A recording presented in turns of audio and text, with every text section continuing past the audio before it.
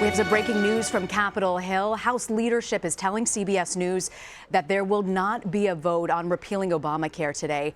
Joining me now by phone is Steve Portnoy from CBS Radio. Steve, it was expected to be a significant day. This vote was to come on the 7th anniversary of Obamacare being signed into law. What happened?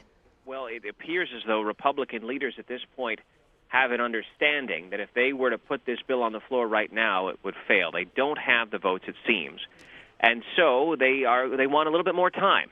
And what's really remarkable is to take a look at what's happened so far today. Here at the White House, President Trump has met with the members of the House Freedom Caucus to try to convince them to get on board.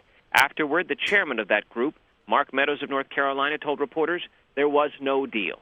And so now comes word that the expected vote that we've been talking about all week that was to happen today, Thursday, will not happen today, Thursday. Members of the House have been advised by their leaders that it's possible this vote could come tomorrow. In fact, it's likely that there'll be procedural votes in the House tonight, about 8 o'clock Eastern time, they say, to get the ball rolling to tee up a possible vote tomorrow. Couple things to keep in mind, Rena. It's exceedingly rare for the House to hold a vote on Friday. Members don't like to work on Fridays. They like to travel home. So for there to be a vote on Friday, it's a rather extraordinary thing. Tomorrow, by the way, was not a scheduled vote day in the House of Representatives. So this is being extended. It also goes against what we've been told consistently by the White House, which was that there would be a vote, that it would be today, and that it would pass. President Trump, just in the last few minutes, has been speaking with truckers here at the White House to talk about how they would stand to benefit from the repeal and replacement plan. He told reporters very briefly that it would be a close vote. Now we understand just how close it is.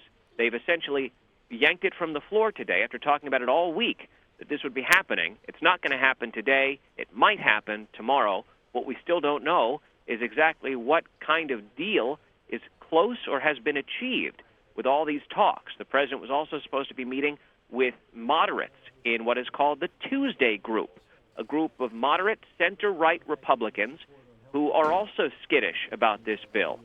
Again, it's not clear whether there are enough votes to pass, but this morning CBS News counted 31 Republicans who were on the record saying that they would vote against it without significant changes.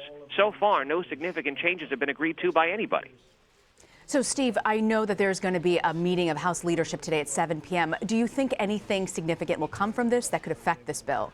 That's going to be the pivotal meeting, Rena, the 7 o'clock closed-door House Republican conference session to discuss exactly where things stand. Speaker Ryan wants the House to get behind this bill. He wants Republicans to be on board with him.